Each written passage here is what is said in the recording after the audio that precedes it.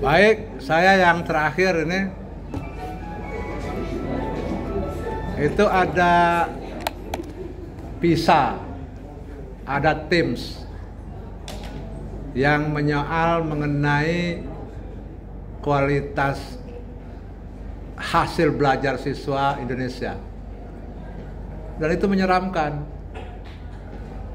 Kalau akademisi yang bicara itu, saya setuju.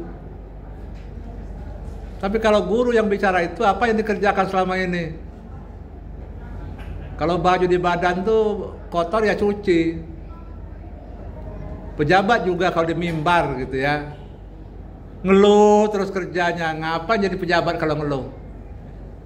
Pejabat itu untuk membenahi diri, membenahi institusi.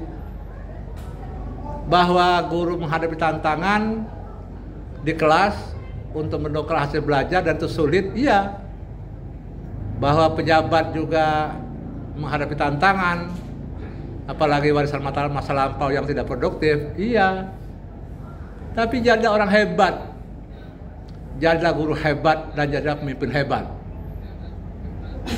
Orang-orang hebat itu memang ditaruh di tempat yang menantang untuk menunjukkan kehebatannya. Nabi pembawa agama besar itu diturunkan di tempat yang paling jahiliyah di muka bumi ini untuk menunjukkan kehebatannya. Jadi Bapak sebagai akademisi saya terima mengeluhkan hasil belajar, tapi Bapak sebagai guru, apa yang dikerjakan selama ini? Kira-kira seperti apa yang harus dilakukan oleh guru agar kita itu secara nisbi dari tahun ke tahun itu meningkat hasil belajar siswanya? Kalau ngeluh lagi dari tahun ke tahun, ya itu namanya pasrah pada keadaan. Yang istilah Mukhtar Lubis itu pasrah pada nasib. Seperti apa Bapak komentar? Silakan. Baik, terima kasih Prof. Jadi ini kan berkenaan langsung dengan saya secara pribadi juga kan sebagai seorang guru. Memang kadang-kadang kalau kita berbicara angka-angka bagaimana tingkat pendidikan di Indonesia itu tentu saja miris. Kami sebagai pelaku dari dunia pendidikan itu sendiri tentu saja juga merasa sedih Prof dengan pencapaian tersebut. Jadi yang pertama tentu saja saya ingin mengajak rekan-rekan guru, khususnya guru-guru yang ada di sekitar sini dan khususnya guru yang umumnya yang ada di Indonesia. Ya. Bagaimana untuk kita meningkatkan profesionalisme kita sebagai seorang guru. Jangan sampai guru itu hanya semata-mata sebagai jalan hidup. Ya. Ada semacam beban kita bagaimana mendidik anak bangsa ini supaya cerdas. Kalau kita hanya menempatkan bahwa guru itu sebagai jalan hidup atau sebatas pekerjaan saja, maka beban moral itu tidak akan muncul pada diri kita.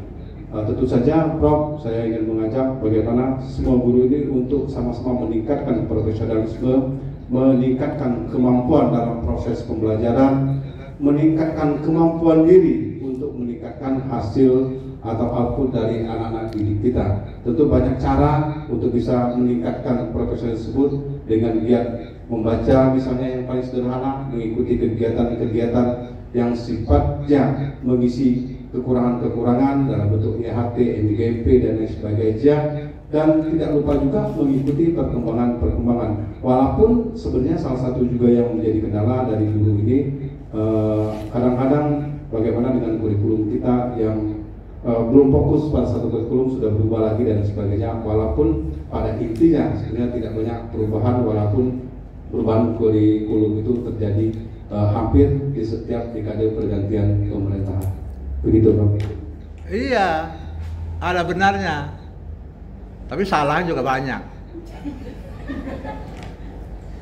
Apa diperlukan supervisi? Supervisi itu diperlukan sebagai bukti bahwa guru itu belum otonom. Kalau guru udah otonom, nggak perlu lagi supervisi itu. Tapi karena ada supervisor, guru jadi kambing hitam, mengkambing hitamkan. Mengapa lemah? Ya karena supervisinya nggak jalan. Kepala sekolah juga menjadikan kambing hitam juga.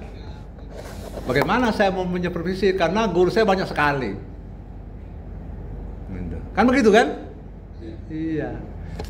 Ciri tenaga profesional itu otonom. Dan otonom itu dia bekerja mandiri. Dan hanya pada saat-saat diperlukan, terutama untuk hal-hal yang bersifat inovatif, dia memerlukan supervisi itu. Jadi kalau dia udah benar-benar profesional itu direcok itu malah nggak jalan. Itu sebabnya dulu ketika ada sekelompok guru dari Finland ke Amerika, diceramahin tentang supervisi, keluar ruangan tuh mereka ketawa-ketawa. Wah, di kami nggak ada itu katanya, kami sudah otonom sendiri. Karena itu Finland itu udah menghapus segala bentuk ujian nasional itu. Karena apa? Karena siapapun yang bikin soal, kualitasnya akan sama. Karena gurunya sudah benar-benar mandiri.